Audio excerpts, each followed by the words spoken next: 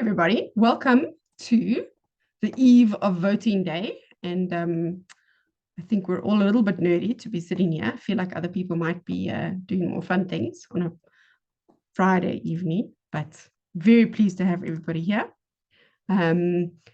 Tonight, we have the pleasure of a course by Kabelo Mahloromela, who is a lecturer in the Department of Statistics at the University of Pretoria. He is also a PhD candidate, busy with his PhD. Apparently, he's told me he's going to finish the end of the year. His research interests are in statistical analysis with a particular focus on spatial data. His doctoral research is aimed at developing statistical methodology for spatial domains that are more representative of a real-world context. Alongside his academic pursuits, he serves as a lecturer, which I've already said to you, and he's had a large amount of experience teaching statistics at first and second year level. And I think he is the perfect person to introduce you to R. So this webinar workshop this evening is co-presented by ICCSSA, which is the Chartered Statisticians Society, let's call it that, as well as NITheCS, so kindly sponsored by NITheCS. And NITheCS has asked me, please, if you are not on their mailing list, so if you registered for this via maybe LinkedIn or something like that, please go to their website and you can join as a fellow of NITheCS, and you can be on their mailing lists. They present a lot of workshops and seminars and upskilling. And if you find tonight interesting, then or useful, then of course that might be useful to you. Later on, I will share my email address if there's any further questions you need about the courses that ICCSSA is presenting. So this is our third course of 7.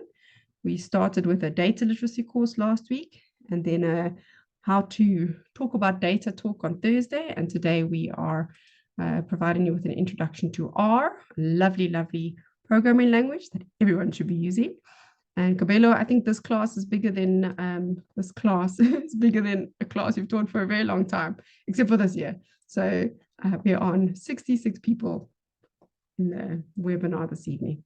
So evening, everybody. Please keep yourself muted for while Kabelo is giving the workshop. But you're very, very welcome to put questions in the chat, either to discuss at the end, or if it's an emergency, I will keep my eye on it, and Kabelo can also keep his eye on it. You must tell me what to do if you want to ask some questions in between. But Kabelo, it's your workshop, so you tell them how you would like to conduct that. Over to you.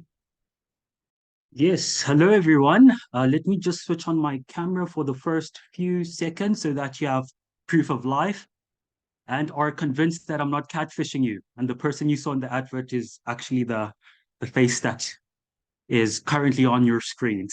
So this is me, proof of life. So welcome to this introduction to R programming. This course is meant to be an introductory level course. So I made a lot of assumptions when I was setting up this presentation, but to get a general feel of the group of people that are sitting in front of me, I have a question that I want you guys to answer. And the question is, what is your experience level with R? So I have 4 options listed there. Do you only know that it's a letter in the alphabet? Are you a beginner, intermediate, or advanced? Please drop the letter that best matches your experience level in the chat line.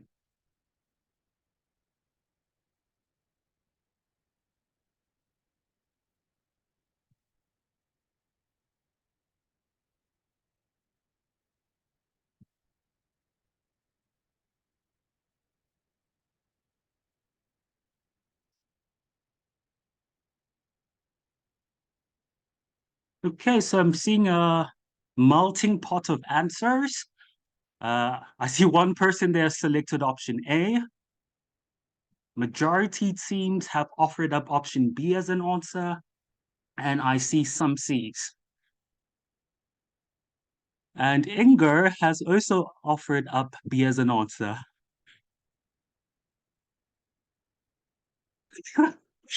Okay. Well, as I mentioned, I will start from scratch. So I will start from basics. I'm assuming that you have no idea what R is, aside from the fact that it's the 18th letter in the alphabet, and it's the sound that pirates make sometimes. Okay, so let's start with defining what R is.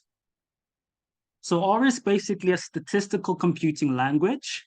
So it was specifically designed for statistical analysis, computation, and visualization. It has many facilities for data manipulation, analysis, and visualization. So we will tackle a few of these today. And the nice thing about R is it's free. So anytime anything is free, that's where you will find me. Okay, so some cool things you can do in R. So I have a few examples, recent examples that I taught to my second year group. So some nice things you can do is based on sound analysis. So this is an example of a spectrogram. It's basically a visualization of what a sound would look like. So on the horizontal axis, there you have the time. On the vertical axis, you have the frequency. And these colors you see on the plot there are amplitudes, which basically show the loudness of the sound in a song. So this spectrogram, so this is a graph called a spectrogram, is basically a visualization of the Happy Birthday song played by violin, which I do not have, so I unfortunately cannot play it for you. So if it is your birthday, this is my way of saying happy birthday via a picture. Okay, another awesome thing you can do is image analysis. So an image is basically a collection of pixels that hold a value, a color value. So for a color image, the values are composed by a green, a red, and blue value. So in image analysis, we are typically interested in image segmentation, extracting certain features from pictures, which is something you can do by using R as a resource. Okay, so that's just one of two examples or two application fields where R can be used. But do not worry, I'm not going to throw you in the deep end. We are doing none of the two examples I showed you today. We will be doing more simpler stuff. Okay. Kabelo? Yes. Sorry to bother you. I think the OBS screen is confusing the delegates. I see someone asked if you are showing the screen. So we see your slides inside the OBS and then all the OBS settings as well. Oh, yikes. Okay, let me just fix that.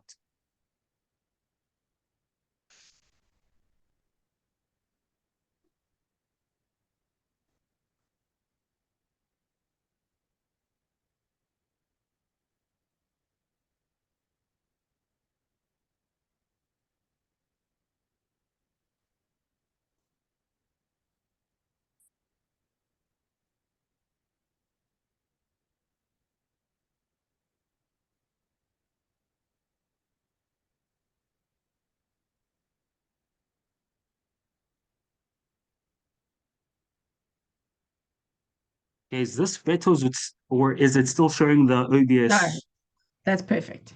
Perfect. Okay. There we go. Thanks, Keith. Okay, so this is an outline of today's talk. So these are the items that I want to address with you guys today. So we will start off with a basic introduction to R and RStudio. I'll show you some useful links, the layout of RStudio, a basic of the R programming language with these different subtopics, section on data manipulation, data visualization, and some statistical analysis. Okay, let's start off with downloading and installing R and RStudio. So there are links that were posted with the advertisements. So I hope that you guys were able to download the software. So R is basically the application that does the heavy lifting. So it is what your personal computer or the resources from your personal computer will be used to process the code. And RStudio is the interface. It integrates with R and it provides further functionality.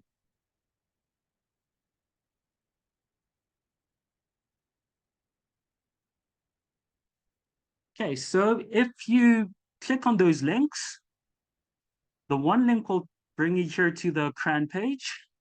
So this is where you download the R software. Here at the top, you can select the relevant link for your device. So I use Windows, and that's the one I selected.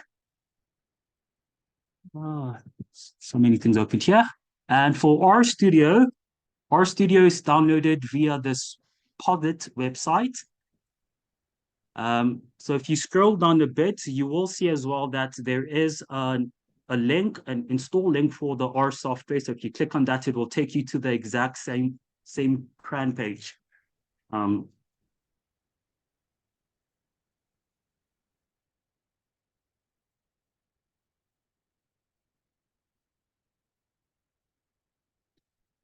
Okay, so I have a lot of tabs open here, so just situate myself. Yeah, the OBS screen is showing again. But I see your slides are behind it, if that helps. Is that better? No. Yeah, there we go. Perfect. Yeah. Okay, so I see what it's doing. Okay. Okay. I was trying to be fancy because I didn't want to share and unshare each time because I have different tabs that I have open and want to use. But it's yeah, see, then it goes, now it's gone back me. to OBS. Now it's gone back to OBS. Okay, I see.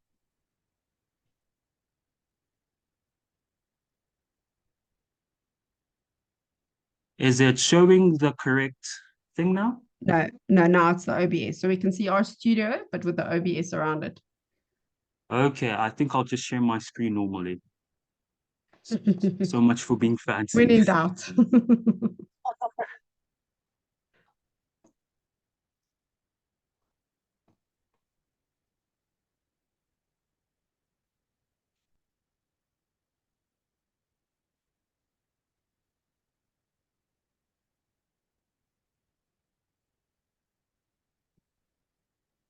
Perfect. Okay. Right, so if you install R and RStudio and open RStudio, this is what will open up in front of you. So RStudio has 4 primary panes. So you will see that on your screen here that this environment is divided up into 4 sections. So here in the top left-hand corner, that is the source pane. So the source pane basically allows you to use and view various types of R-based files. So for example, here I have an R script open. So if you want to add an R script, you can click here on this icon with a green plus sign on it and insert an R script. If you click on this dropdown as well, you will see other coding file types that are supported. For example, this Parto document, there's some C++ and some HTML and Markdown. Okay, so this is basically where we type our code and store it. Okay, then on the top right-hand corner, this is the environments pane. So the environments pane has several tabs. Okay, so in the environments pane, it will display the objects that are saved in R. So in your workspace, it allows you to save and load your workspace. So if you have a workspace saved, you can click on this button and navigate in your folders. You can also save a workspace on your computer. You can import data sets. Okay, so I will show you this functionality later on. And it also shows you how much memory is being used by R. So currently 106 kilobytes are being used there. If you navigate to the history tab, this will basically show you the commands that were executed in the current session. So there aren't any lines of code that I've run so far, so there's nothing to view here yet. You also get the connections tab and the tutorials tab, which are not too important for our purposes. Okay, then if you look at the bottom left-hand corner, over here, this is where the output pane is. So the output pane has our console. So this is where your output will typically be outputted. I feel like I've said output too much in that sentence. Then you also have the option of this terminal tab and some background jobs that are being run. Okay, so that's a basic layout of ours. You also have these options here at the top, the menu options, where you can save your file, edit. You can, there are session-specific settings, tools, global options here where you can change your theme. So the art does not typically look like this. So the RStudio version you have probably has a white background. So I changed my theme to dark because it makes me feel more like a programmer. Okay. So now that we have a basic idea of the layout of RStudio, let us do some coding. So the basic type of coding you can do is based on operators. And the basic type of operator is an arithmetic one. So these are operations that you can basically use in mathematical calculations. So in R, I have 6 listed here. So the plus sign is the addition operator. The dash here, or the hyphen, is the subtraction operator. So if you want to do subtraction. The asterisk is the multiplication operator. So if you want to get the product of 2 numbers. Division, we do by making use of this /. The modulus, which is not very popular, is an operator that you basically use to get the remainder from division. So if you divide by a number and there's a remainder left over, the modulus will return the value of that leftover value. And the one other arithmetic operator here is this exponent operator. So this is known as a circumplex. So I had to go Google the name for this. Otherwise, I would have called it a copy. But now you've learned a fancy word. This is called a circumplex. Okay. So in R, let's do some basic calculations using these operators. So for addition, we can add 2 numbers together, and the numbers of choice, in my case, are 10 and 26. I want to add those 2 numbers together and get the result. So to run code in R, you can either highlight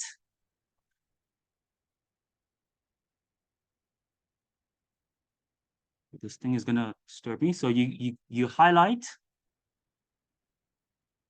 your line of code, then you click here on this run button.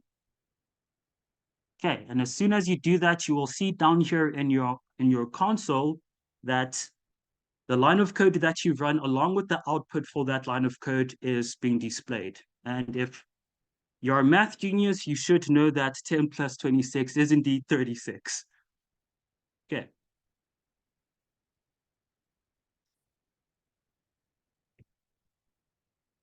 Okay, so for subtraction, we use the hyphen. So if you want to get the difference between two numbers, and in my case, I want to get the difference between 87 and 15. So I type that in my script. I highlight my line of code.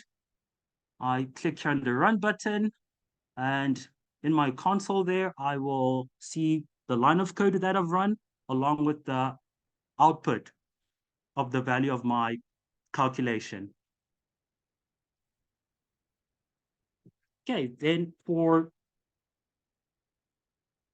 division, two numbers I want to work with, or want to get the quotient between 40 and 5.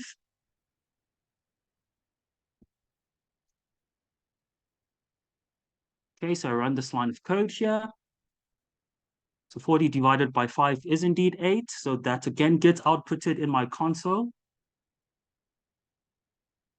Multiplication.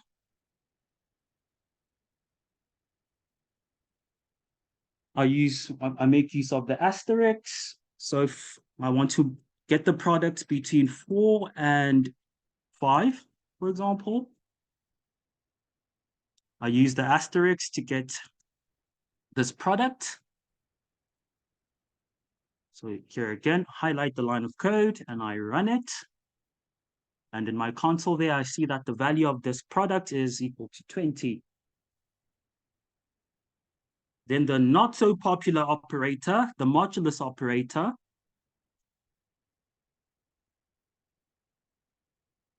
is basically those two percentage symbols. So if I wanted to get the remainder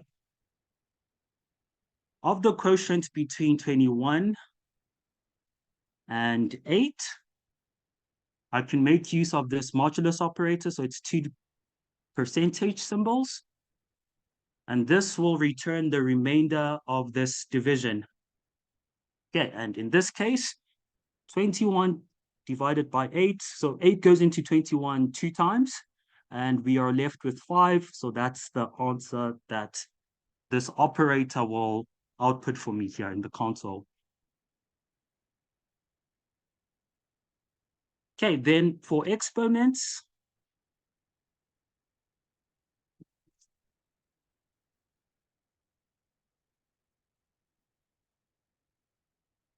I make use of the circumflex. So if I wanted to get 3 to the power of 2, 3 is my base. I raise it to the exponent 2. If I run this line of code in my console here, I will get this value. So 3 to the power of 2 is indeed 9. Okay. So that's the first type of operator that you can get in R. That's based on arithmetic operations. Okay. Another set of operators you can get in R are called logical operators. So these operators basically evaluate logical statements. So the ones I have listed here are the equals, the not equals, the greater than, the less than, the greater than or equal to, and the less than or equal to. As you'll see here for the equals to, we use double equal signs. For the not equals to, we have this exclamation mark, which stands for not, and the equal sign next to that. For the greater than, we have this greater than symbol, the less than, this less than symbol. The greater than or equal to is a combination of the greater than symbol and the equal to symbol. And the less than or equal to operator is a combination of this less than symbol and this equal to symbol.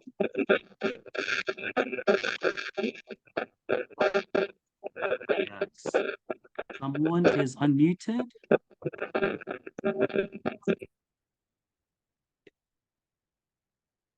Okay, so now if you want to make use of these operators in R, let's start off first with the equals evaluation. So if we want to evaluate whether two numbers are equal to each other, we can make use of that equals to operator, which is a double equals symbol. So I want to check whether 2 is equal to 3. Okay, so we know for a fact that 2 is not equal to 3. So we expect this to return an answer of false. So if I now run this line of code, in my console over here, I again get my code that I've run along with the output. So in this case, when a logical operator is used or a logical statement is being evaluated, you can either get false, a value of false, or value of true. Okay, so in our case here, 2 is not equal to 3, so we know that this is false. Okay, so if you want to make use of the not equals to operator,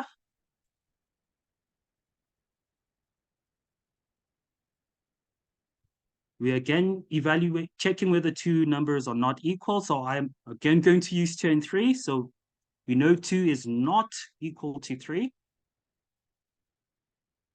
So if I type this in my script here and I run this line of code, I'm expecting this to return an answer of true, because this statement is indeed true. So if I run it and look here in my console, I get the output.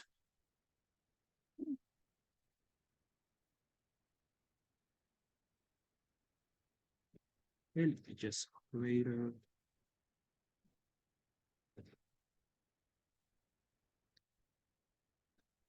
Okay, then if I want to make use of the greater than operator,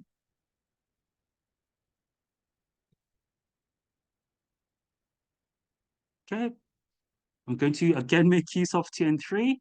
I can evaluate this statement whether 2 is greater than 3. So we know this is not true. So we are expecting this to return a value of false. Okay, so 2 is not greater than 3. So that's what outputted in our console.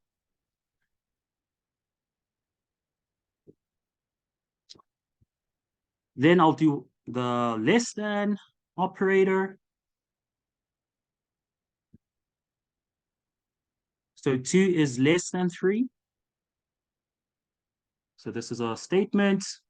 If you run this line of code, 2 is indeed less than 3. So we expect this to return a value of true, which it does indeed do.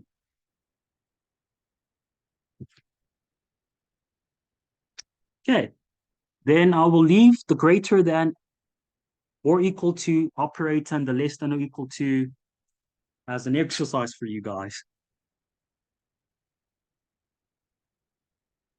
Okay, so I now want us to look at comparison operators. So if we want to evaluate more than one logical statement, we can make use of these comparison operators.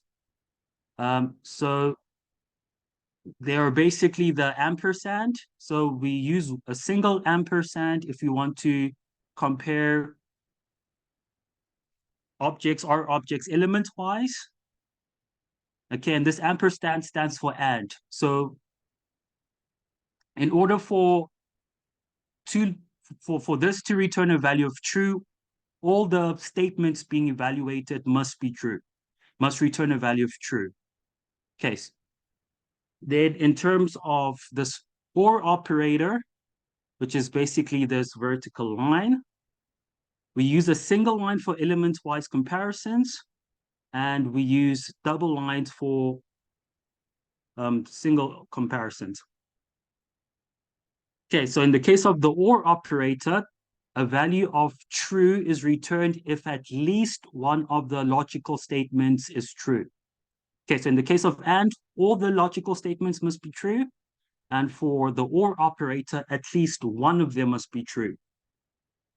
Okay, so let's take a look at an example of this.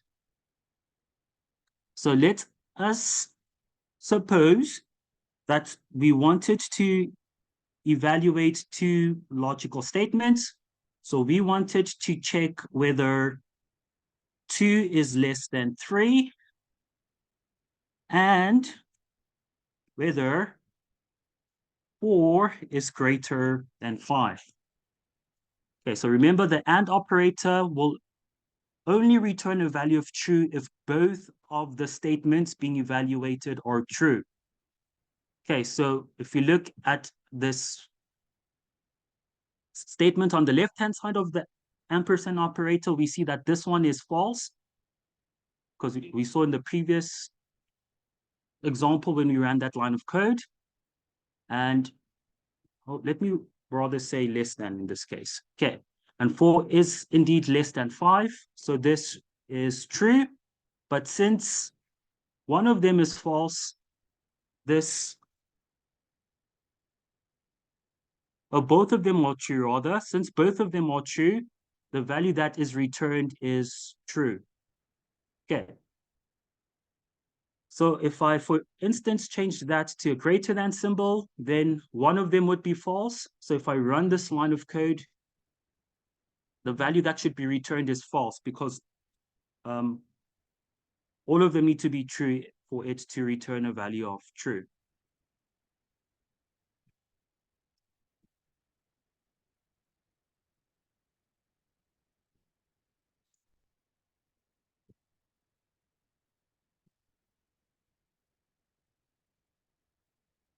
Okay, so now if I use the OR operator, so it's these vertical lines over here, this will return a value of true if at least one of these statements are true.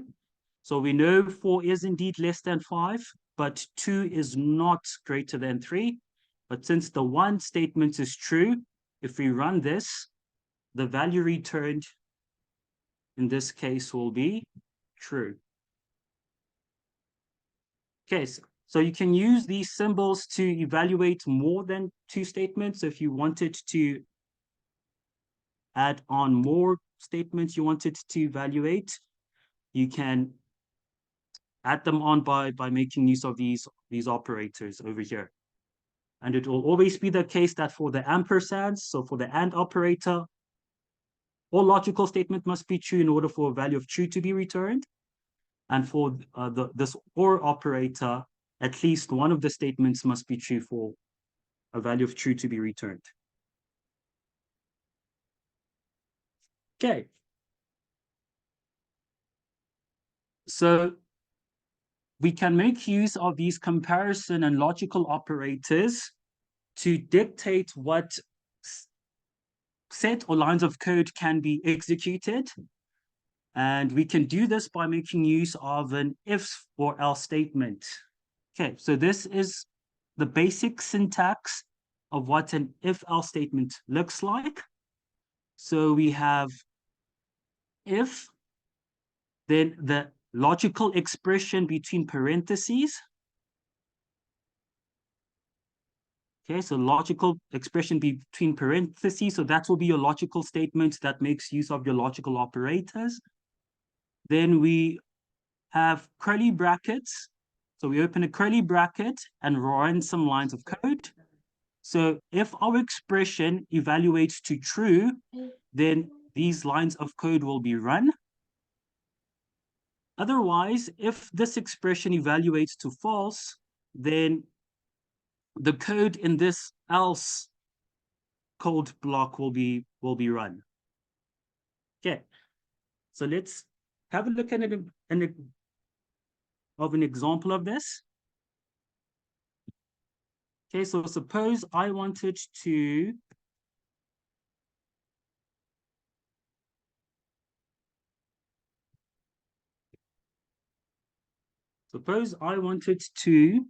run some code. So if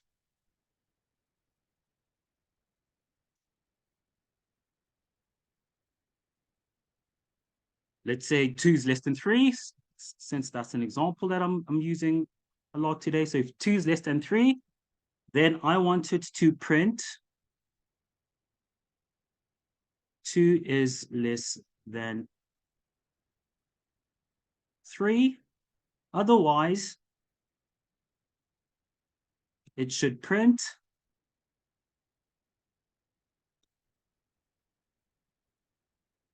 2 is not less than 3.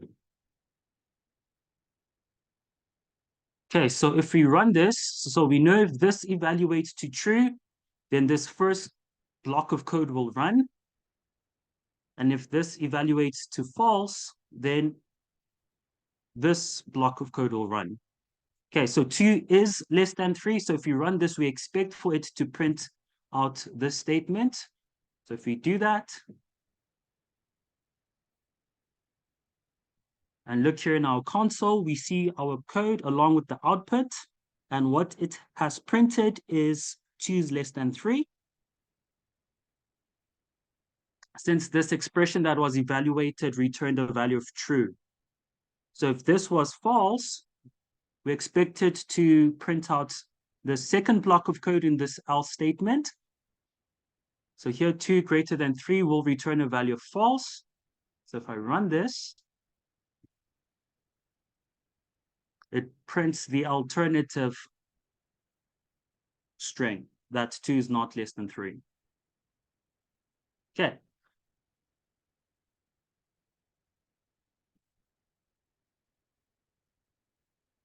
Okay, so now we've done arithmetic operators, logical and comparison operators. The next topic I want to address is functions. So in R, you get user-defined and predefined functions. So you can actually build your own functions in R, but there are available functions in packages and libraries that are already predefined that you can make use of. So functions have the following general syntax. So they are basically a set of code that are organized together to perform a specific task. In order to call a function, you need to specify the function's name along with the argument. So these arguments are the inputs for this function call. If there's more than one argument, these will typically be separated by commas. Okay, so let's say, for instance, we wanted to get the square root of 4. So instead of hard coding that, we can make use of the square root function. So in R, there's a function called square root. Okay, and if we wanted to get the square root of 9, the argument we would input into this parenthesis would be the value that we want the square root of. So this is the argument. Then if we run that, if you take a look here in our console, we do indeed get the square root of the value of 9, which is 3.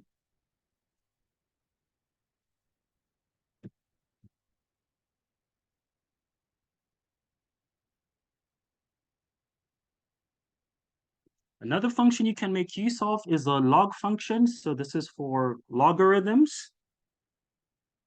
So if you, for instance, wanted to get the log of the value 10, this is what the syntax of that function call would look like. So you start off with the function name as well as the arguments. So in this case, the arguments for this log function are just the value you want to get the log of.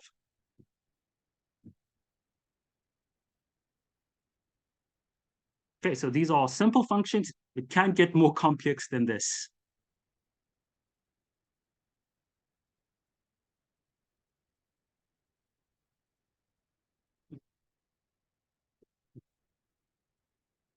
Okay. So we've now seen some of the basic operations that we can do, but there may be instances when you're coding where you want to make use of a value in a subsequent calculation or in a subsequent task in your code. So in R, in order to assign variables or assign values to a storage space in our session that we call a variable, we basically make use of the following syntax. So we have our variable name. So that's the name you want to give to your variable. Then we have this assignment operator. So this assignment operator is a combination of the less than symbol and the hyphen.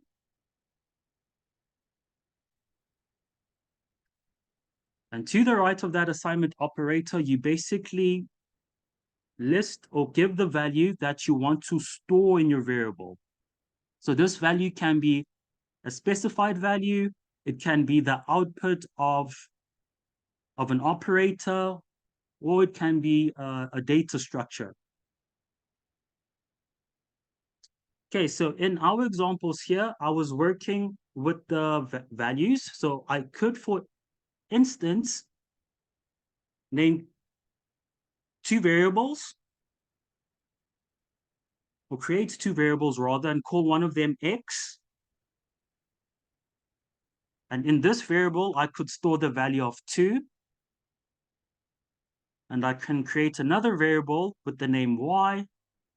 And in this variable, I am storing the value of 3. Okay, so if I now run these lines of code, this will now store 2 in X and 3 in Y. So if I want to make use of these variables in a calculation, I can just make reference to the variable names. So instead of 2 and 3, I can use the variable names that I've specified. So I could, for instance, take the sum between X and Y. So that will be the sum between 2 and 3. So if I run this, this will give me 5. And this operation I can store in a new variable that I can, for instance, call Z.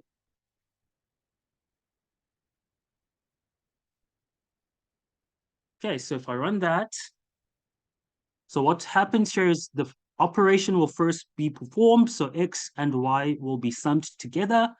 Then the outcome of that calculation will be stored in a variable called Z. Okay, so I want to show you something. So if you go here to the top right-hand corner, so in your environment pane, so in the environment tab, you'll see listed here all the variables that I've created. So you'll see the variable name along with its type. So in this case, my variables are given the type of numeric, the length of the variable, so how many values are in that variable. So in our case, there's only one value in each of the variables, so the length in each case is 1. Also given here is the size and the specific value stored in the variable. So you'll see here X has 2, Y 3, and Z 5.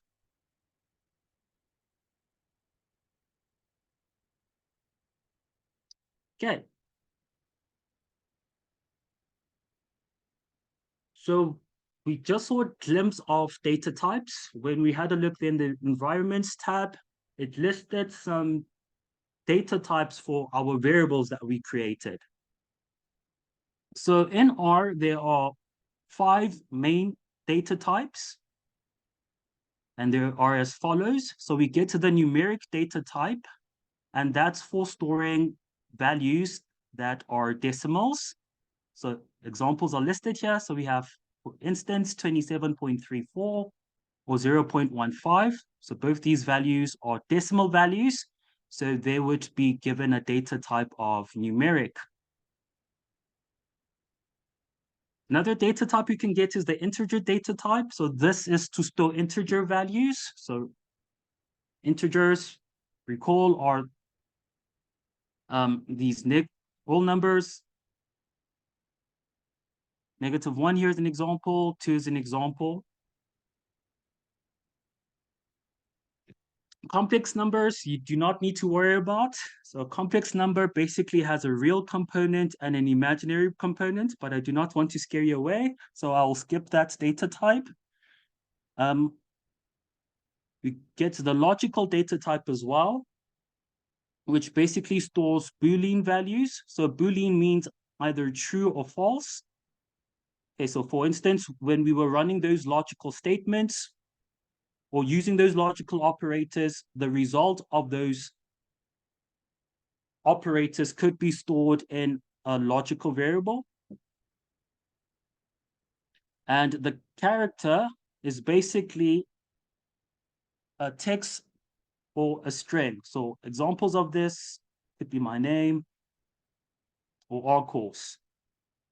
So anything put in double quotation marks will be recognized by R as a character. Okay, so take note of that. So if you put numbers between double inverted commas, then these will be interpreted by R as characters.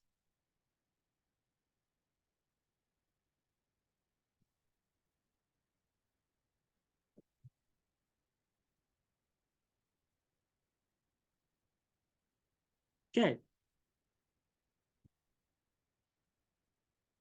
So more on this later. So the next topic I want to address is the data structures. Okay, so data structures. So in R, we typically are interested in working with a collection of values, so not single values. And R offers tools in terms of data structures that we can use to work or perform operations on a large set of values. So in R, there are 5 main data structures. So I won't go through all of them. So I've listed them here just for completeness. So the one we will mainly focus on is known as a data frame. So data frame is basically data that's displayed in a table format. So in a data frame, you have columns where each of the columns have the same data type, and you have the rows where each of the rows represents an observation on a particular measurement. Okay, so a data frame is in essence a type of list. So you'll see here a list is listed as one of the data structures.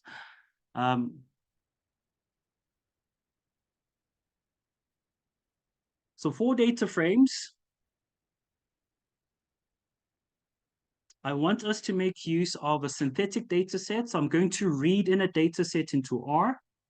Then I'm going to use that data set to perform some operations. Okay, so to import data in R,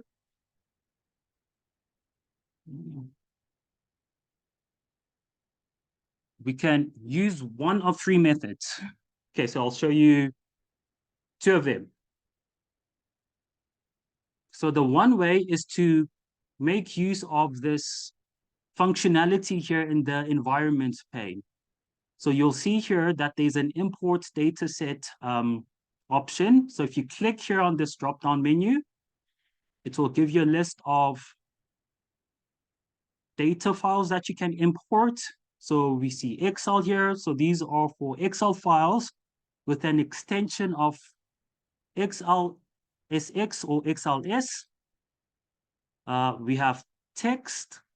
So these are for text as well as CSV files, so comma separated files.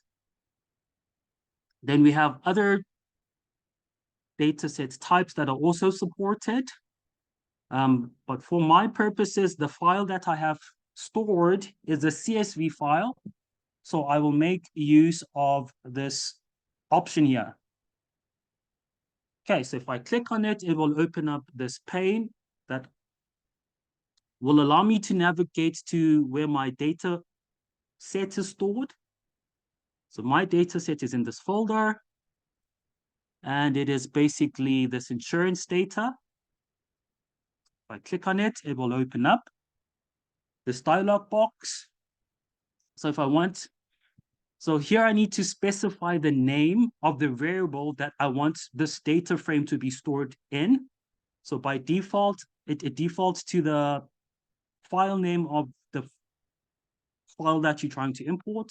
Since I saved this CSV file with the name insurance, that's the default name that it gives me here. So if my file has headings, I would need to specify yes here. So in my case, it does have headings.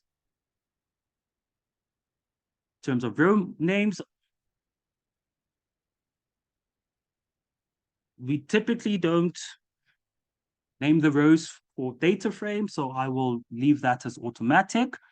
So I'm working with a comma separated file. So my separator is a comma.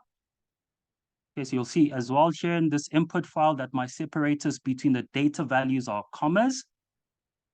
Decimals are denoted by full stop or period.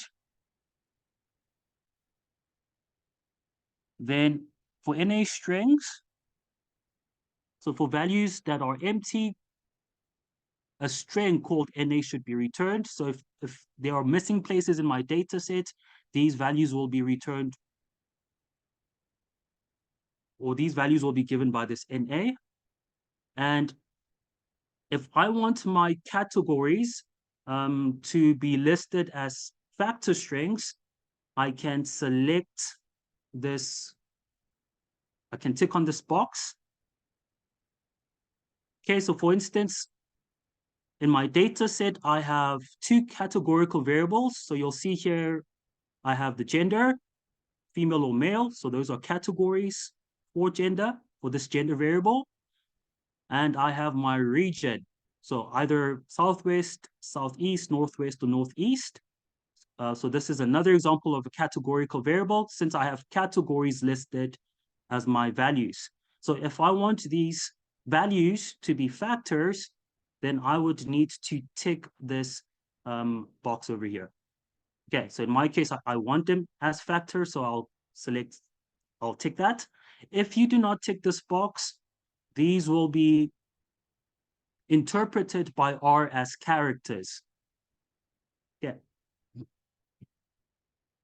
Okay, so now I've selected all my options there. And if I have a look here at this dialog box at the bottom, it will give me a picture of what my data looks like.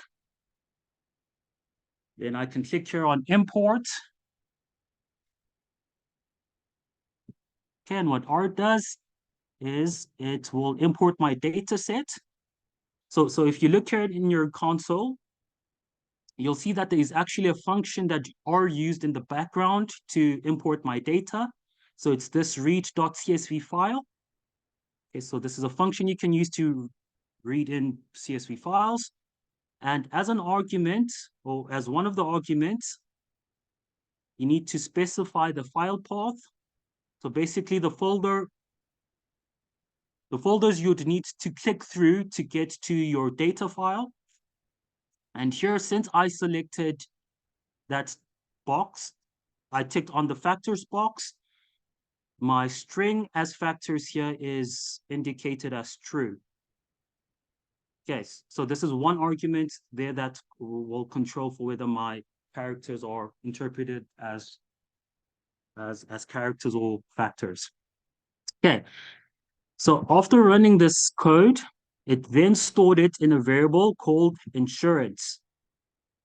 Then after doing that, it ran this code, which is this view function.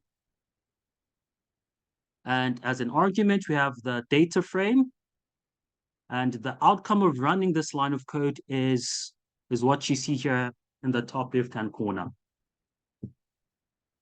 Okay, so we have a picture of what our data set looks like. We have a set of 7 variables.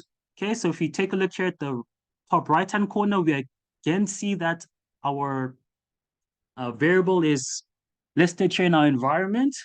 So we have insurance. It is a data frame. Okay, so it's a data frame. It has length 7. Okay, so this 7 basically indicates the number of columns in our data frame. So if we go here and count the number of columns we have, you'll see that we have 1, 2, 3, 4, 5, 6, 7. Okay.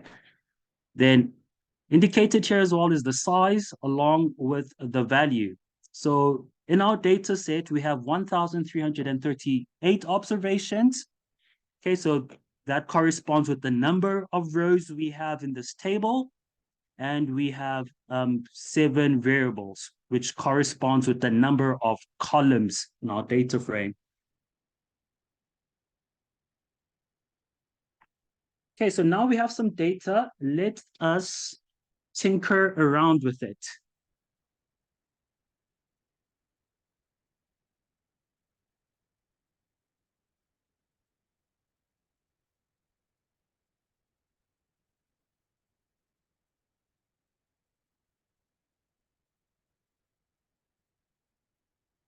Okay, so the first thing or functions we can use to get a sense of what the data structure looks like. Okay, so I'll just insert a new R script over here. So there are functions we can use to determine the number of rows and columns. Okay, so they're very aptly named. So if you want to know the number of rows that you have in your data frame, you can use this nRows function. So that's the name of the function. And this takes your data frame as an argument. Okay, so my data frame is stored in a variable called insurance. So that's what I input there as an argument. And if I run this line of code, I see over here that I indeed have 1,338 rows, which correspond with the number of observations in my data frame. Okay, so if I wanted to store that, for instance, I could assign this to a variable called n. So n here could, for instance, represent my sample size. Then if I was interested in determining the number of columns, the function aptly named again is nRows, nColumn rather, nCol. And as an argument, you need to pass in your data frame. So my data frame is stored in a variable called insurance. So that's what I passed to this function as an argument. Okay, and if I run that, here at the bottom, you will see that we get 7 columns. And I can store this again in a variable, maybe called P. If I run this, you'll see here again in your environment pane that the variables in your workspace are being listed.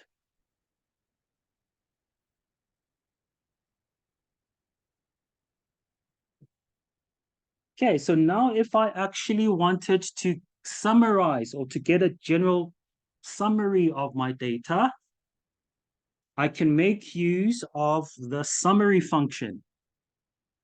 Okay, so the summary function will basically return a summary. Okay, so let me run this. It will basically return some statistics based on a summary of your quantitative variables. So all the variables that are quantitative, so numerical and integer, for those variables, it will calculate the minimum value, the first quartile, the median, the mean, the third quartile, and the maximum.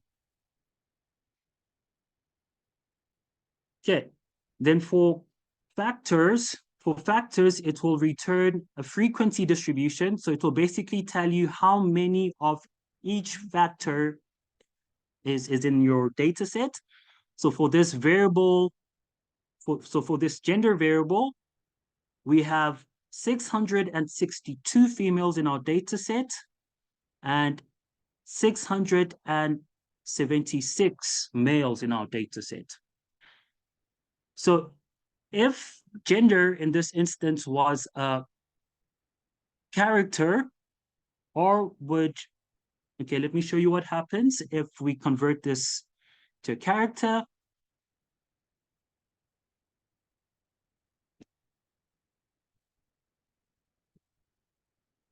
Okay, so I'm basically extracting this gender column.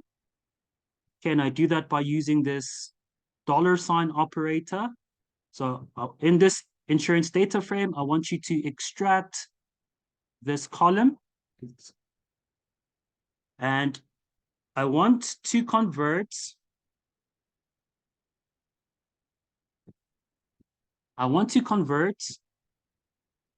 the values in this column to characters. Okay, so to do that in R, I make use of this as character function, and I pass this insurance or this gender column as an argument in this function. Then once I've converted it to a character, I want it to overwrite the original values in my data frame.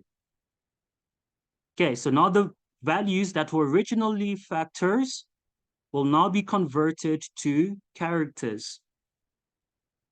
Okay, so now if I run this, and I again make use of the summary function, can you now see the difference? So for factors, it will give you the frequency distribution. For characters, it basically just lists the class of the object. So the class is basically the data type. So that's character and the mode as well as the length. So the number of observations recorded for that variable. Okay, so if I wanted to return this back to a factor,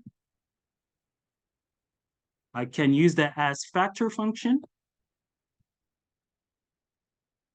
And this function again has this single argument, which is my gender variable. So that's this gender variable that is now in character format. So I convert that to a factor and I overwrite these values.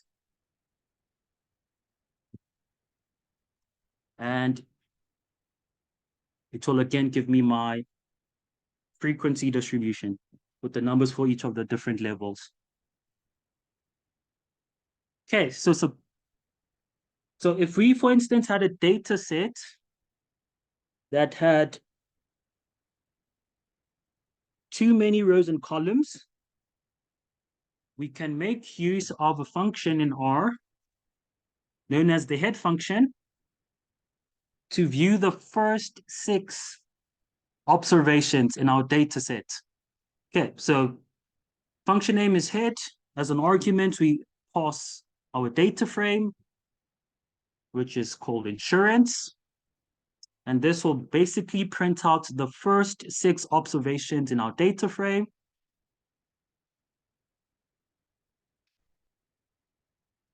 There is also a tail function. So the tail function prints the last 6 observations in our data set.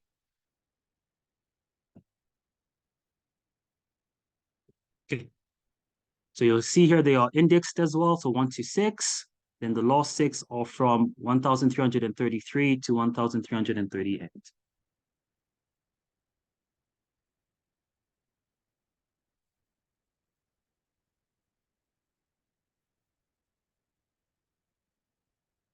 Okay, so now we have a general sense of what the data looks like. Okay, so another function we can use just to get the structure here, which I just want to mention quickly, is this this str function. So if you run this, this will basically list or give you an overview of the different variables along with their data types, as well as a list of the values contained in each of those variables. So you'll see here, for example, for the age variable, this is an integer. So that's the data type for the values for this variable. And a few of the observations are then listed. For sex or gender here, we have factors. And it's a factor with 2 levels. So these levels are female and male.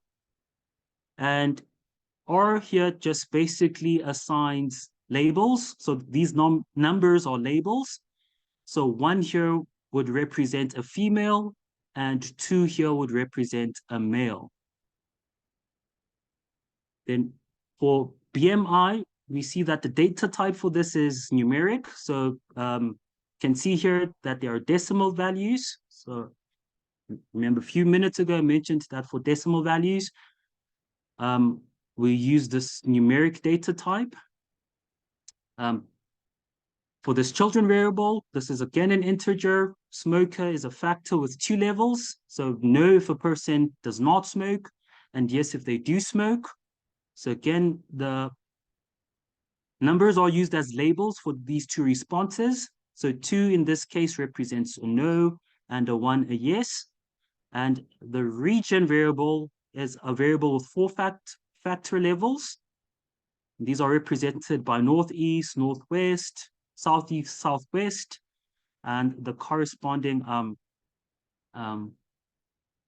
numbers are used as labels for each of the levels.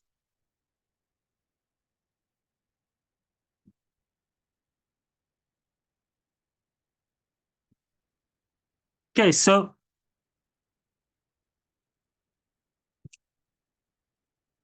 we've now had a look at importing and data exploration. I now want us to look at indexing and selection. Okay, so we've already seen a quick example of this in this line of code in line 7. So what I've basically done here is an example of indexing or selection. So here I extracted this sex variable from this insurance data frame. Okay, so sometimes we may be interested in certain set of variables, or we want to perform operations on a select few. So we would need to extract them from our data frame objects before we could perform operations on them. So there are several ways to index. So the one way to index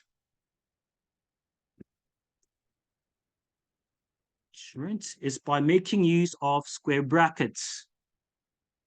Okay. So in these square brackets, we basically need to specify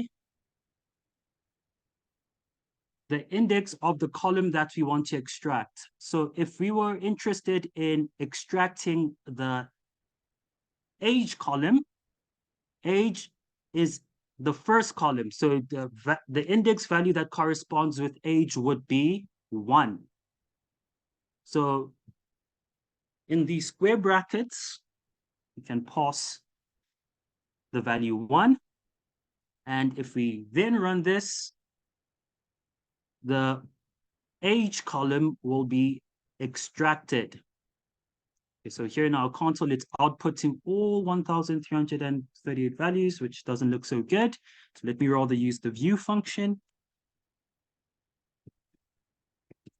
Okay, so there we go. So the age column has been extracted. So if you, for instance, wanted to calculate an average, we can extract the column and then make use of the average or the mean function in R based on these values that we've extracted. Okay, so that's one way of indexing. So another way we can perform the same task is by, instead of using 1, we can specify the name of the column that we want to extract. So the column name is age. So take note that R is case sensitive. So how your column names appear in your data frame should be the same as how you type it out in these square brackets. Okay, so again, use square brackets. And now I'm interested in extracting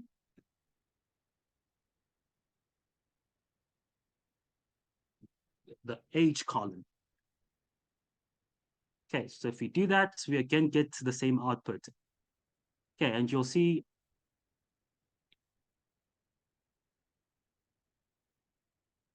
and close these.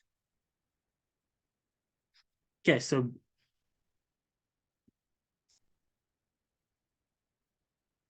if we wanted to extract the values instead of the columns, so when we do this extraction, these are extracted and stored as data frames. So these are basically the column slices for our data frame. But if you want to extract the specific values for the different variables, okay, in the one case, we can make use of double square brackets. Okay, so I'll do a similar thing. So I'll use double square brackets and extract the age variable. Okay, so here instead of giving me the age column, it will just give me the values in that age column. Okay, so that's the difference here between these single square brackets and these double ones. So now if I run that, all I'm getting now is the values. The values are extracted and stored as a vector. So I get the vector of the values, the ages. So a similar thing happens when I make use of the $sign. So remember, I use the $sign up here.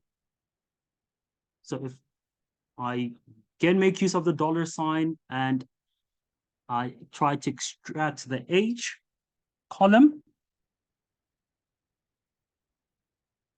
this will give me the values.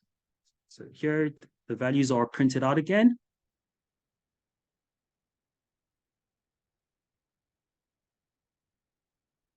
Okay, and another cool thing you can do by making use of logical statements is extracting rows in a data frame that satisfy certain condition.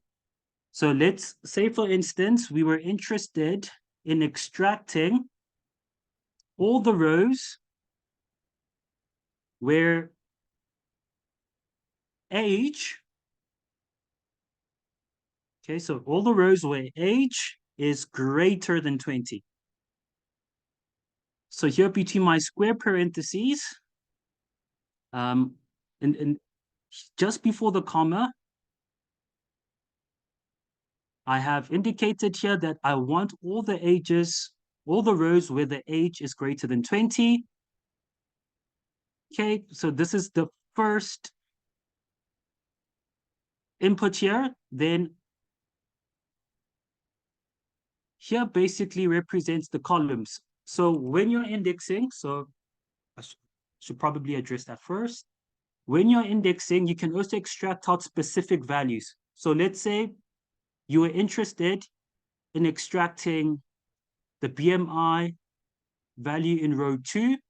So that's in the third column, the second row. So that's a value there of 33770. So in this case, we have two indexes, one index for the row and one index for the column. So my row index is 2 and my column index is 3. So if I wanted to extract that specific value using those two indices,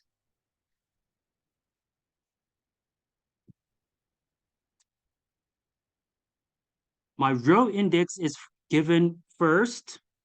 So in this case, I was interested in row 2 in extracting this value in row 2.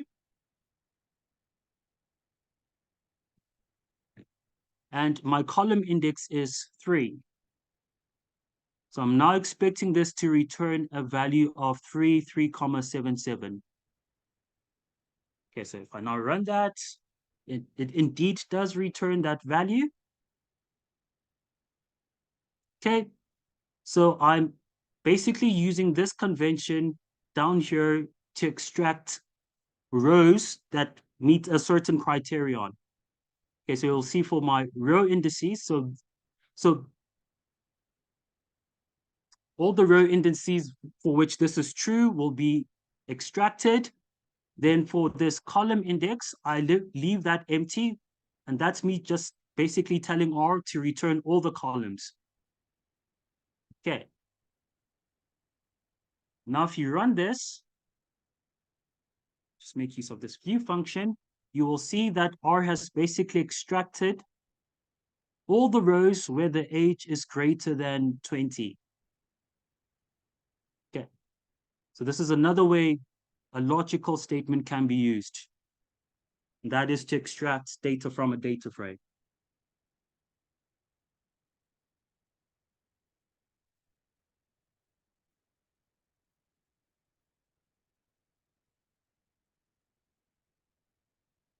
Okay.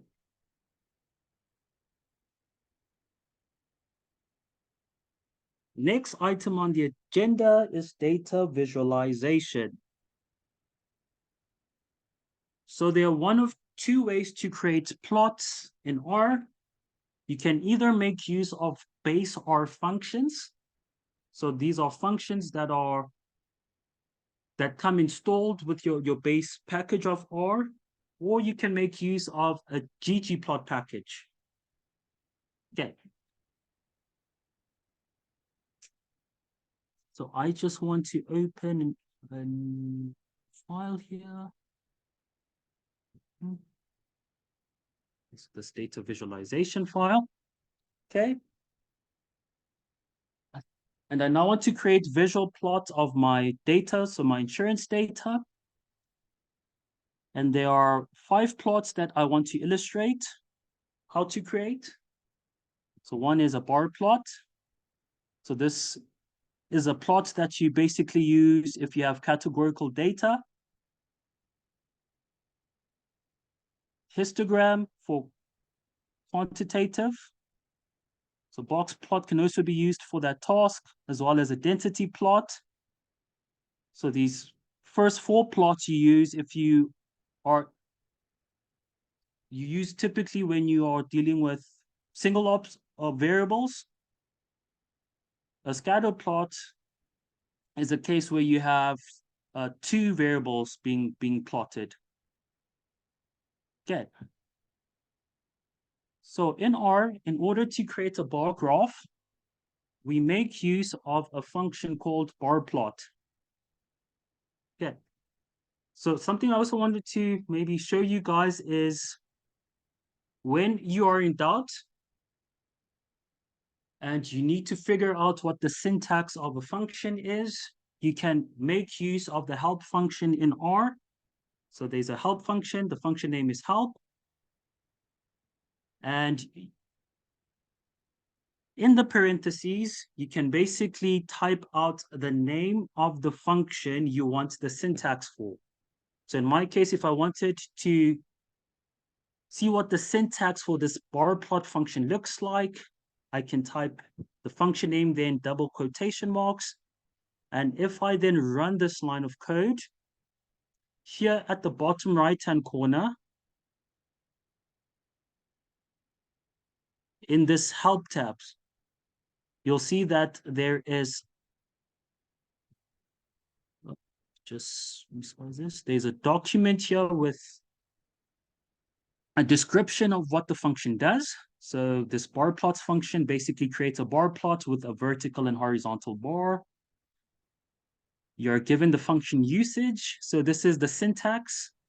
Okay, so this is a bit intimidating. So we typically don't make use of all the arguments. So here there are some defaults, some things you would change depending on what you want your bar plot to look like. And then if you scroll down a bit, you also get your a detailed discussion or description of each of the arguments for your bar plot or for this function. So for example, this first argument, this height argument, is either vector matrix. Okay, so we kind of glossed over those objects, but bear with me. So it's basically a vector matrix of values that describe the bars which make up the plot. Okay, so what this is essentially telling you is it's basically the count for each of the different categories. Okay, so in order to make use of this function, we can't directly use the column as it appears, we first need to get the counts for the different levels. So for this illustration, I'm using the region column. So the region column was a factor with 4 levels, with the northeast, northwest, southeast, southwest. So in order to create a frequency distribution of the different factors, I'm basically using this table function. Okay, so I'm using a function within a function, and that is something you can do in R. So this table function will basically return a frequency distribution. So if I just run this line of code by itself, you'll see here that this table function returns the different counts for the different levels in my region variable.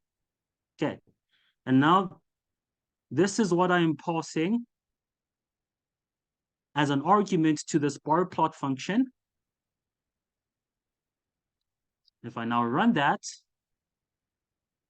I get a bar plot with my different categories. Okay, so this, in my opinion, looks very bland. There are ways or arguments you can tinker with to make plots more visually appealing. So for example, if I wanted to give my axes labels, so if I wanted to give my horizontal axis and my vertical axis labels, I can make use of the xlab and ylab argument. So if you come back here to this help tab, you'll see somewhere here in the function arguments, there's an argument called xlab and an argument called ylab. So these arguments are basically where you can specify the labels for the horizontal axis and the vertical axis. And if you also wanted to give your plot a title or a heading, this can be changed by specifying the heading here in this main argument. Okay, so let us do that. Let's give our bar plot axis labels and a heading. So for my horizontal axis, so for my x-axis, if I go back to my plot, these are the regions that are being plotted here. So I will just call that region. Okay, and it's important that you type out the label names between double inverted commas, so R can recognize that these are strings. For my y-axis, these are basically the counts. So ylab are my frequencies or counts, so I'll go with frequencies. And my heading can be something along the lines of bar plot. I can't spell today. That shows something. Okay, so your headings need to be more informative. Please don't have such in a research paper. The reviewers will reject your documents immediately. But for illustrative purposes, this is the heading I'm going with. So bar plot that shows something is my heading. And now I have my axes labeled, region on the horizontal, frequencies here on the vertical. Okay. Then you also have the option of changing the color of these plots. So if you didn't like this bland gray looking color, you can specify the color in this color argument. And again, if you go here, you'll find it's somewhere along, it's hiding somewhere here. So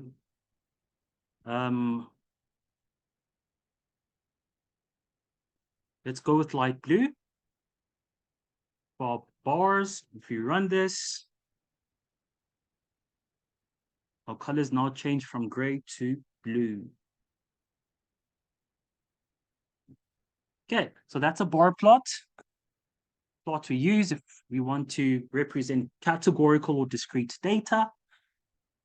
For quantitative data, we make use of histograms. So in the case of single variable, so for our purposes, I will plot a histogram of my BMI or the BMI variable in the data set. Okay, so again, if we wanted to know what the function syntax looks like, what it does, along with its arguments, we can either make use of the help function. So this is one way to, so I just did it a different way now. So you can either make use of help with the function name in double inverted commas, or you can make use of a question mark along with the function name. Okay, so both these will give you the same outcome. Okay, so here for the histogram, again, a description is given along with its usage, different parameters that you can tinker around with. Then a description of the different arguments for the function. So in our case, we are, so let's see what it looks like if we just pass in our variable BMI. So if you run this, this is what we get with all the defaults. Okay, so it will give these generic axes labels as well as headings. Okay, so if we wanted to change these, we would do what we did with the bar plot. So for the histogram, we also have an xlab parameter where we can specify the label for the horizontal axis. This ylab parameter in this case isn't necessary since the frequency label here is given by default. Then your main heading can be something that's more informative. So in this case, something along the lines of histogram showing the distribution of BMI. And if you wanted to change the color, if you didn't want something generic like this gray, you can change that by specifying the color you want in this color argument. Okay, so now if you run this histogram function with these different arguments, or these values for the different arguments, this is what we get. So the name now has been changed to something that's more informative, the heading, along as well as the axis label.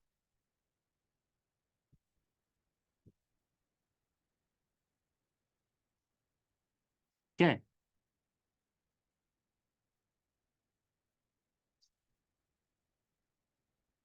So now we are statistical. Okay, I'm a statistician, so at this point I would maybe start giving commentary on what the distribution of data looks like. For me, this looks slightly skewed to the right. Maybe that can inform what I do later on in the analysis that I perform. Maybe I can use this to check some assumptions for maybe a hypothesis test. Okay. So next plot is a bar plot. Okay, so same story here. Main input is the data that you want to create a bar plot of. So in this case, we are still working with the BMI variable. So the name of the function that creates a box plot in R is box plot. So if I run this line of code, this is what I get. So remember, box plot is basically a visual plot of your 5-number summary, and your 5-number summary is your minimum, quartile 1, your median, quartile 3, and your maximum. Okay, and in these box plots as well, R calculates thresholds above which values are considered outliers. So in our example over here, we have a few outliers or few extreme values that are lying outside this upper bound.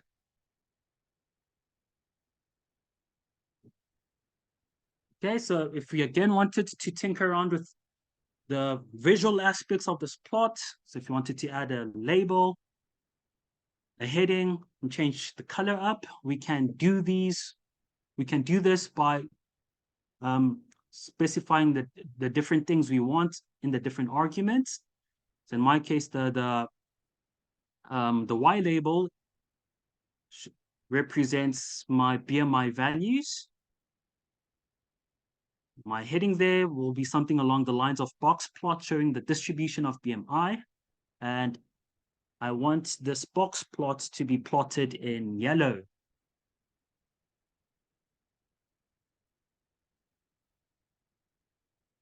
Good. Next plot is a density plot. So this basically plots a smooth version of a histogram. So before we can plot this density plot, we first need to get the densities. So the densities can be found by making use of this density function. Then as an argument, I'm passing this BMI variable. Then the outcome of this, I then give to this plot function. And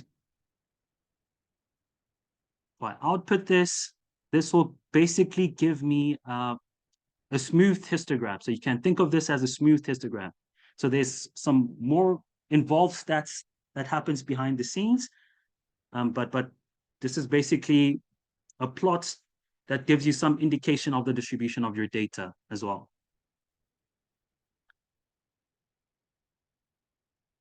Okay, so we've considered plots that one could use when we are looking at single variables.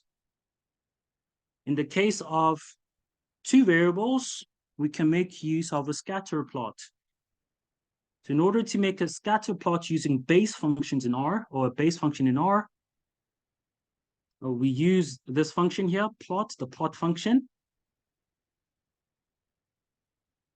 Okay, this function takes several arguments, but the ones we are feeding it are the BMI and the charges. Okay, so the BMI variable and the charges variable.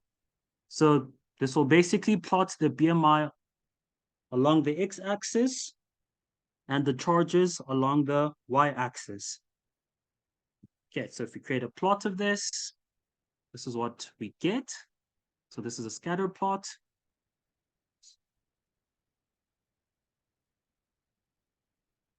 And if we wanted to change the visual aspects of this plot, so for instance, the point type, we could specify that in this PCH argument.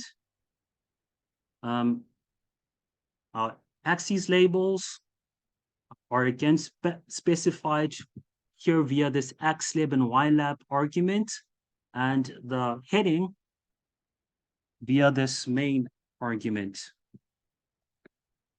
So if I run that line of code, this is the scatter plot I get. So my dots are of a different type this time around, so they're closed dots. Previous plot I had open dots, so these are the default points that get plotted. Okay, so this is how plots in base R looks like. So what I mean by base R is the package that already comes pre-installed with your R installation. Okay, so there's another package that one can make use of in order to create plot in R, and it's become very popular, and that's the ggplot package.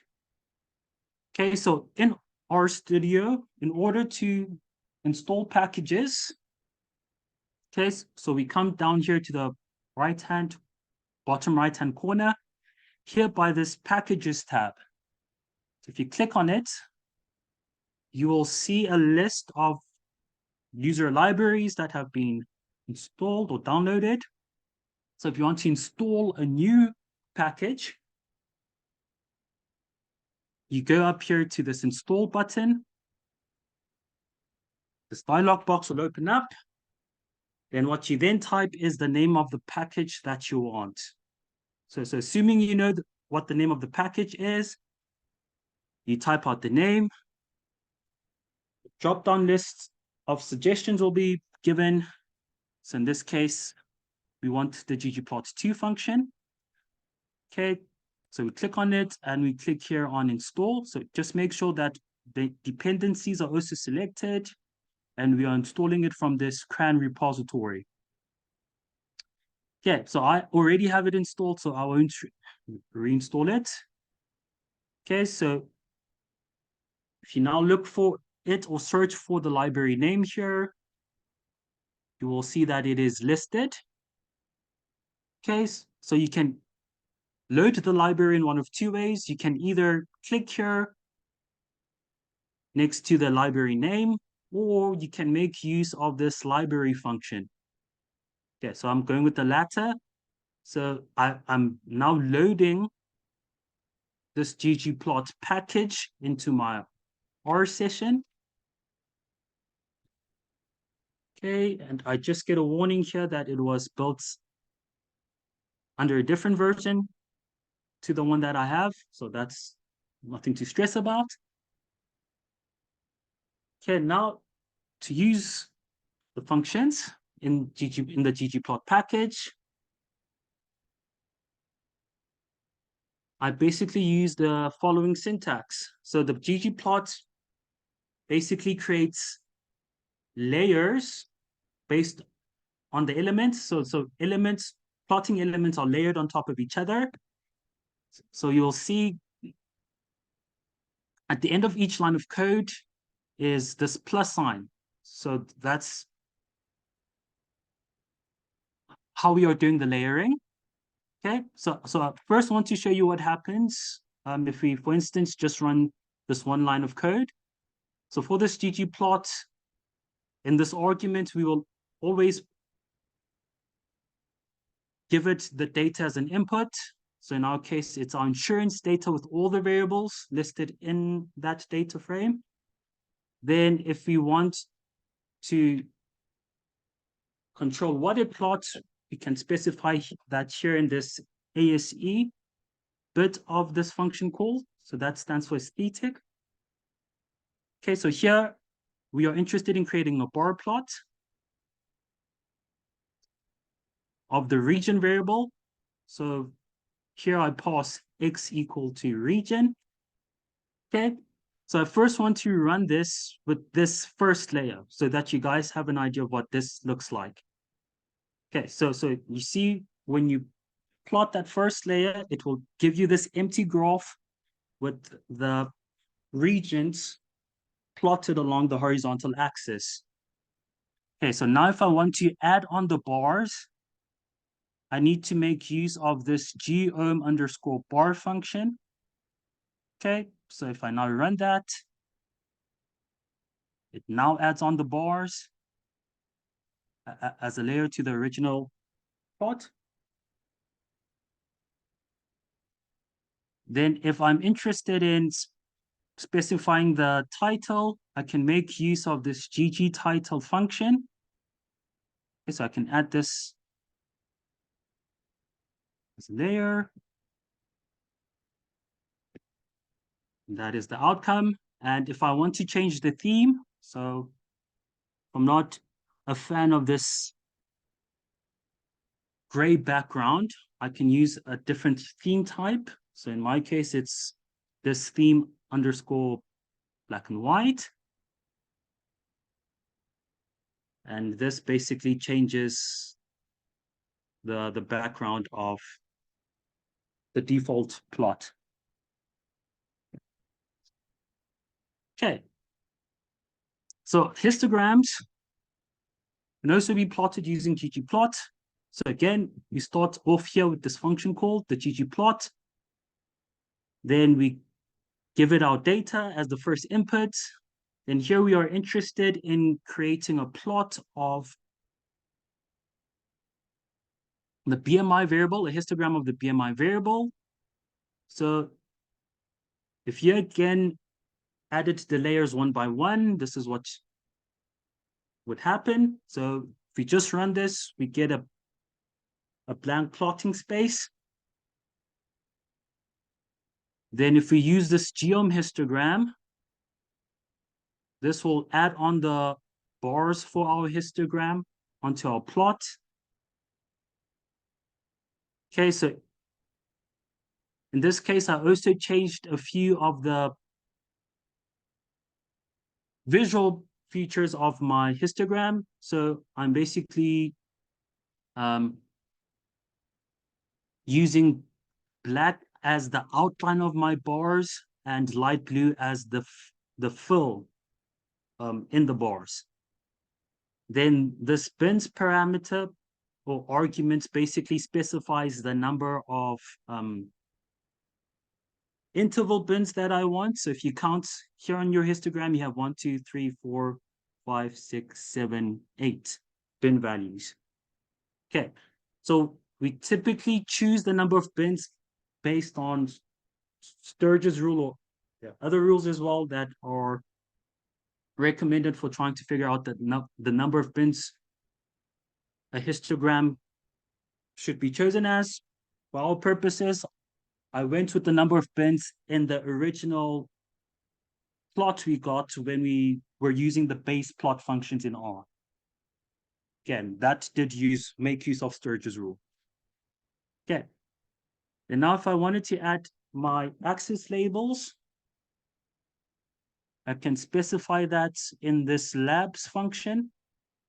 So for my X, so my horizontal axis, that's where my BMIs go. And my vertical axis, that's where my count or my frequencies go. So if I run this, this will add on these plotting elements. Then my title is something descriptive based on what the plot is showing, and it's a histogram that's showing the distribution of my BMIs. And here I'm changing the theme again because I do not like this default gray background. Okay, and this is what my histogram looks like.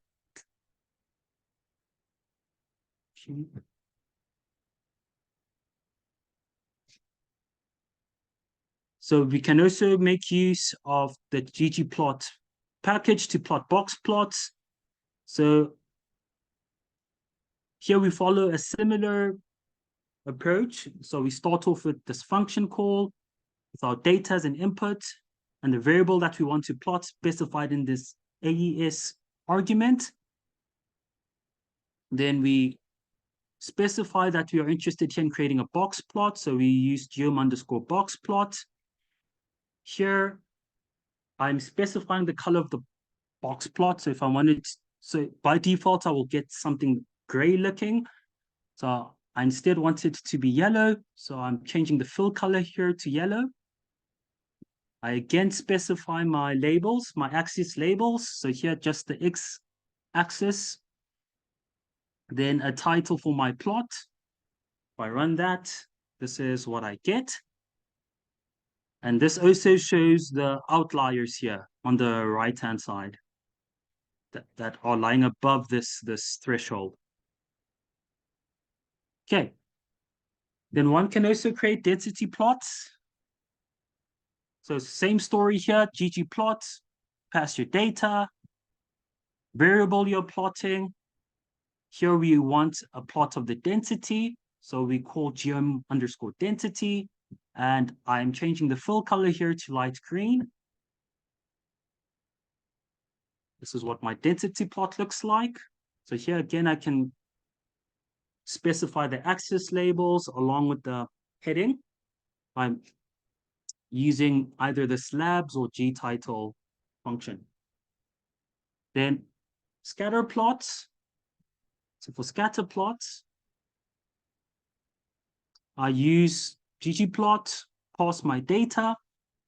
Now in this case, I'm plotting two variables. So in this AES function, input call thingy, I need to give it both an X value. So here BMI and a Y value, which is charges. Okay, then I wanted to create a scatter plot. So I specify geom_point. I change my axes labels, and I add a descriptive heading. I plot this. This is what my scatter plot will look like.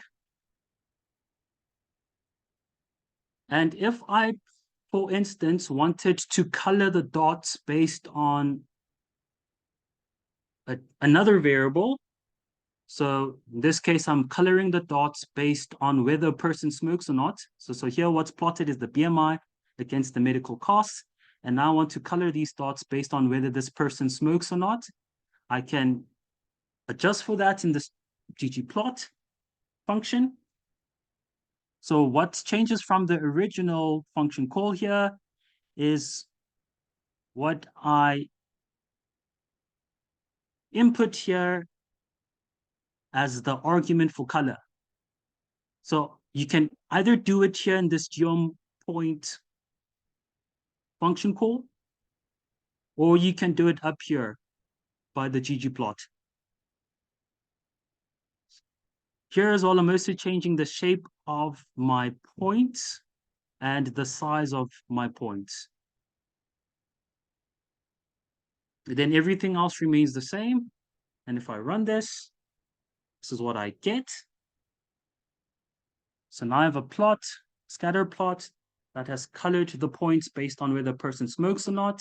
So if a person doesn't smoke, the dots are colored in this pinkish looking color. And if the person does smoke, the dots are colored in this bluish looking color. Okay, and we can actually extract some insights from this plot. We can see that people who smoke are typically charged higher than those who do not smoke. Okay, so that's one interesting insight we can extract from such a plot. We also see a few outlying values there. So something that would need to be checked before any modeling is done.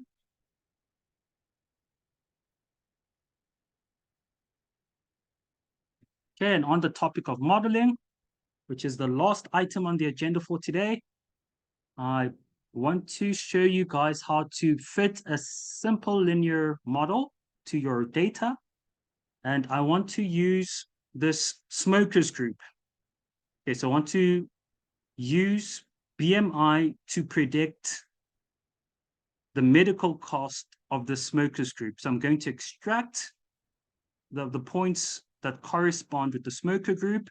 Then on that data, I'm going to fit a linear regression model using a function in R. Okay, so to extract my data set with my smokers, this is the line of code that I run. So here I'm using my indexing slash selecting. So I want all the rows in my data set where the smoker variable is equal to a value of yes. Okay, so that would mean that they do smoke. Then I want this data to be stored in a variable called smokers. Okay, so run that. We can view our data just to make sure that we only have smokers.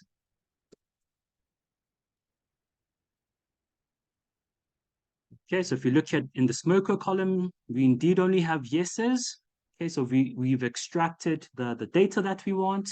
And now we want to fit a linear model to the smokers group.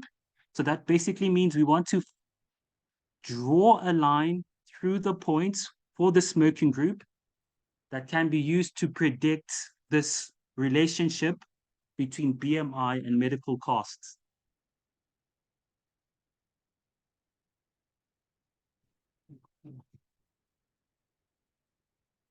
Okay, so if you want to see what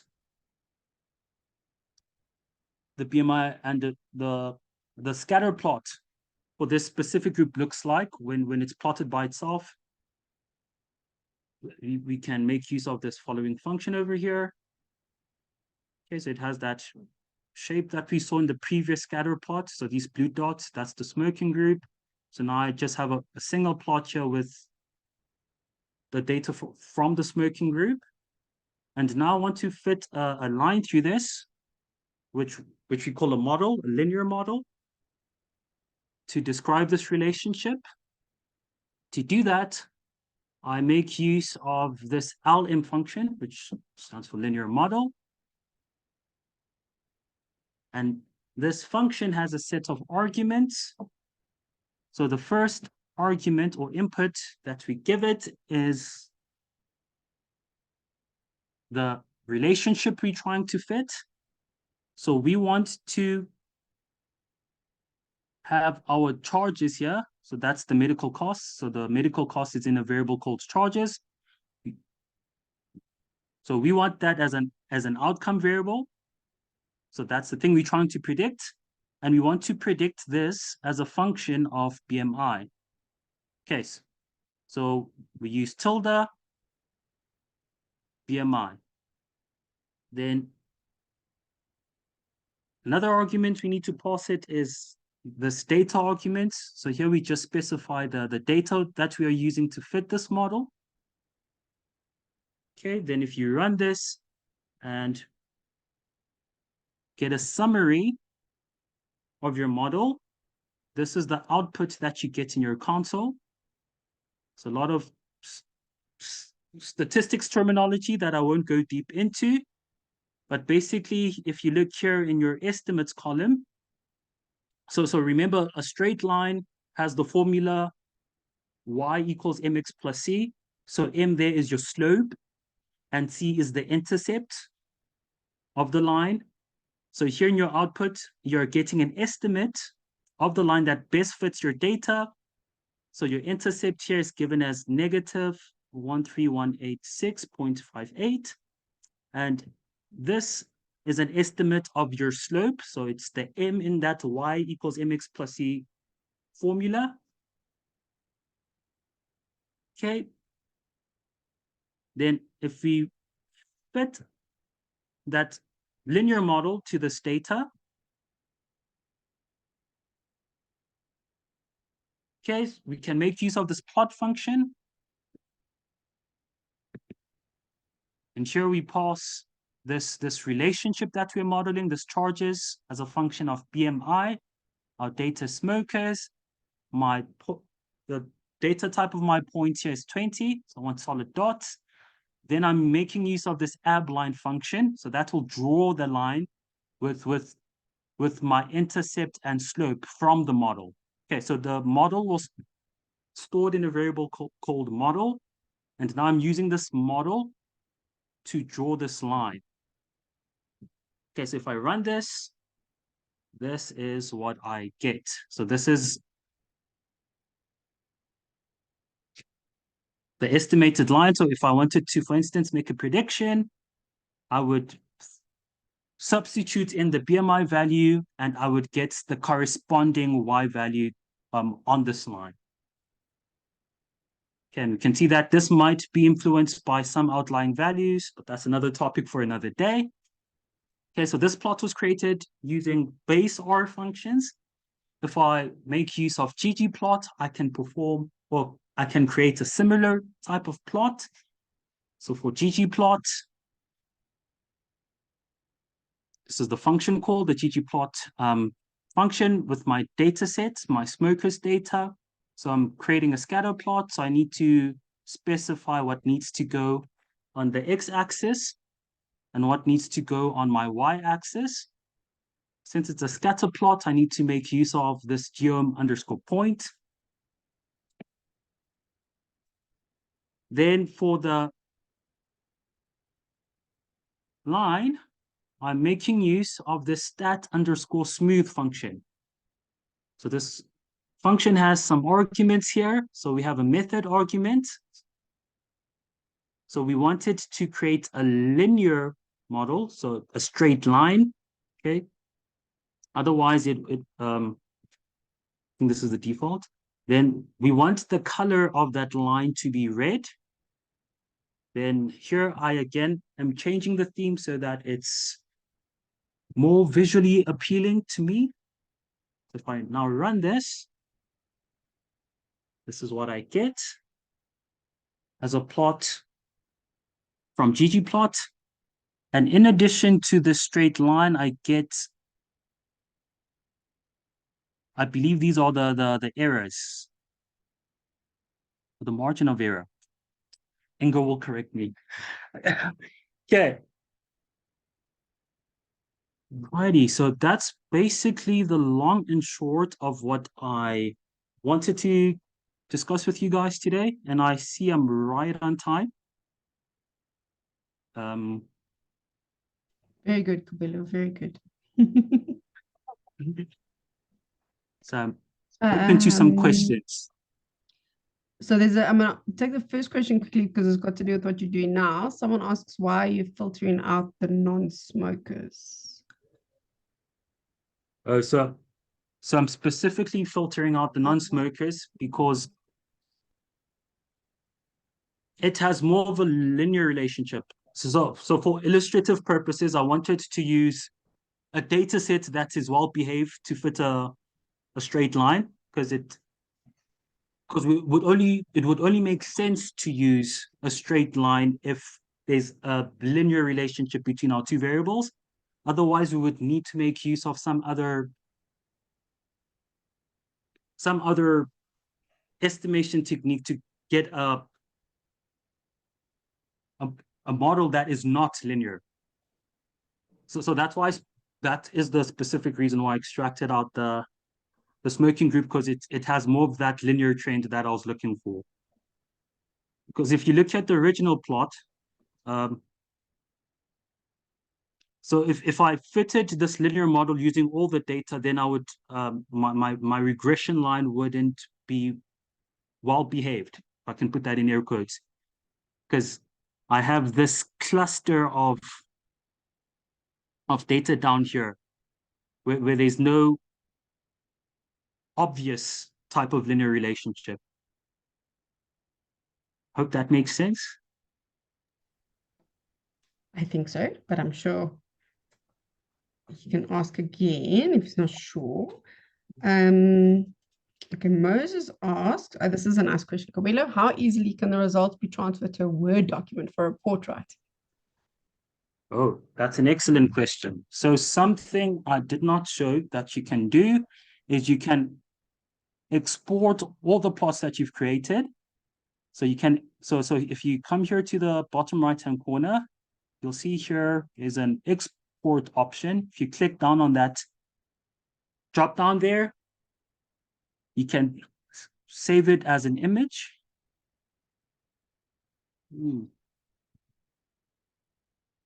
Is in the way. Okay, so you can save it as an image. So you can specify the image format. So you can save it as a JPEG file. You can specify the directory where you want your image to be saved. So this will be a space in a folder on your computer. Then once you have it saved, you can pull it into a Word document. So the normal way you would insert a picture in Word after you've now saved this on your computer.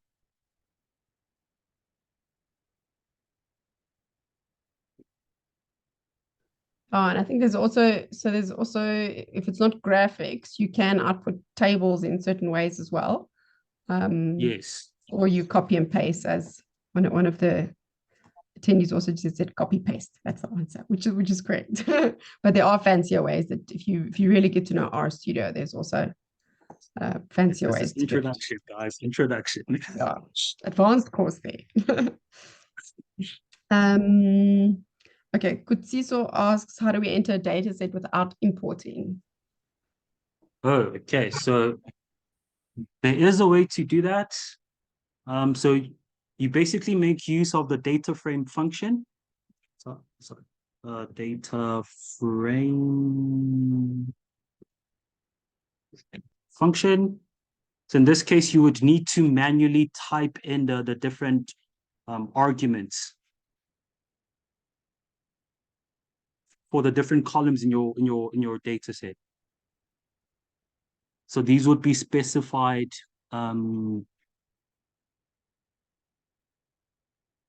yeah, here, these ellipses. Okay, this is not very informative, but there's an example down here that shows you how you can create a data frame. So in this example, they basically are using letters, 1 to 10, then they save it in a variable called fac, then saved as a factor, and some other operations here are applied. But yes, basically you make use of this data frame function. Then you would need to have each column as a list that you now input as arguments in this data frame function.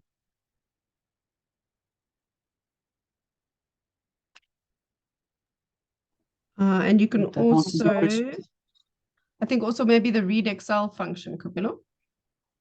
So I think he means specifically creating your own data frame in R. Okay, maybe. Yeah, so, okay, so it wouldn't be a data that's stored in Excel elsewhere. or something like that. Okay. I'm assuming that's what he means. Yeah, so let us know if we helped you there. Katlego one was hoping to see goodness of fit and all that sort of thing, but as you said, it's an introduction to R, so baby steps. And yes, Lovemore also replied to Moses was also concerned about tables, so you're copying and pasting them, and Lovemore said R Markdown is something to use. Calvin asked, when do we have another training? And then they were clap, clap, clap, clap, clap. So you're in demand.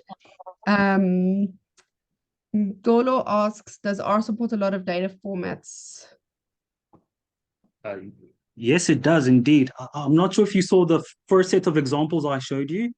So at the beginning of my presentation, I showed some nice data formats that can be analyzed in R. So one example was, go back a bit, was sound.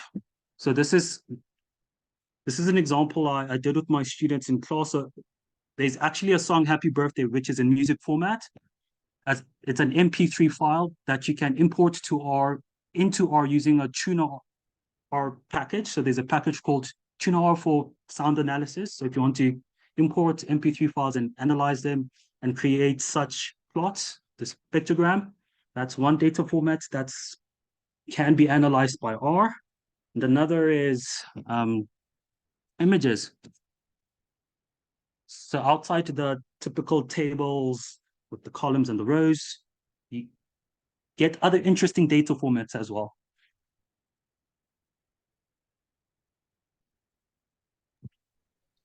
Yeah, I just wrote in the chat that I haven't found yet a data type that R can't import. I'm sure I'm wrong, but I never. No, I'm sure there's a way. I'm sure there's a way. And I was busy typing in the chat, but I'll just say it in person.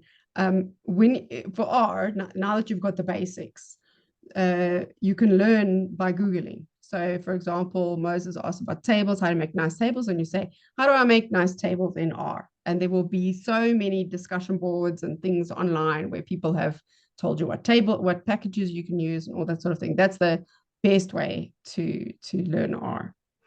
Okay, I think that's all the questions. If I missed a question, you're welcome to retype it or put your hand up. There are a few questions here, Kabelo, for follow-on training. So what I'm going to do is I'm going to put my email address in the chat, and then if there's specific things that you guys want, then we can see if we can do something like that. But there's so much you could do in R. It's impossible to cover all of R, of course. And then a few people asked for the presentations and the recording. So NITheCS puts NITheCS, I'll spell it for you here in the chat. So NITheCS there puts the recordings onto the YouTube channel. So if you look for them on YouTube, you'll find the recordings. So that is how you will access the recordings. But if there's anything else you need from me, Kabelo, when will we have a spatial data analysis? Do we do that, Kabelo? We have to do that one.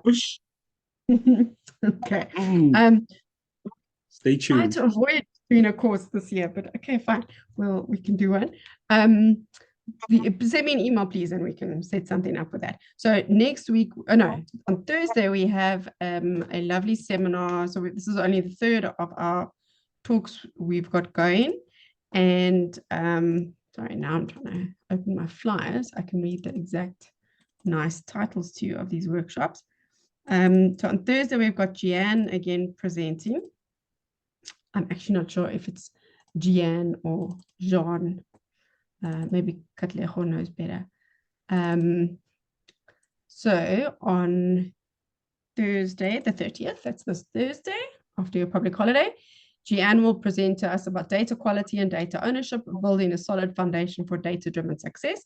She also did a workshop on last Thursday, and it was really, really enjoyable. So if you missed that one, don't miss this one, right?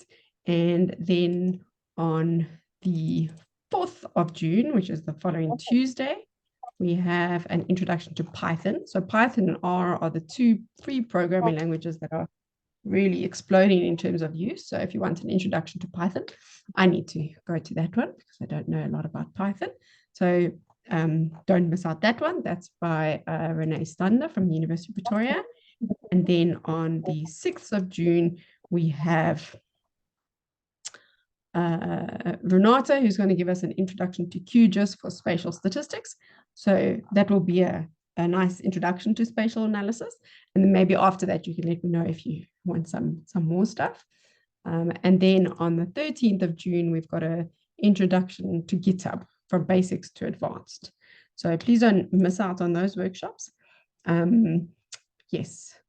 Another one, yay to the spatial data. Isn't spatial so cool? That's all I can read from one of this. Thank you, everybody. Please, please email me if you have any questions. Do you train on SF, Move, Recurse, MapView? Yes, we know how those packages work, so we can do something like Nkobili. Just send me an email, and we can see what the needs are. Did you say GTAP? No, GitHub. Sorry, GitHub. Moses. Cool. Kabelo, you want to say anything? Any last words? Oh, it was awesome. Have a great night. Vote for the right party tomorrow. Vote, go vote. That's the most important. Just go vote. Don't not vote. Awesome. Thanks, everybody. Have a lovely evening. Bye.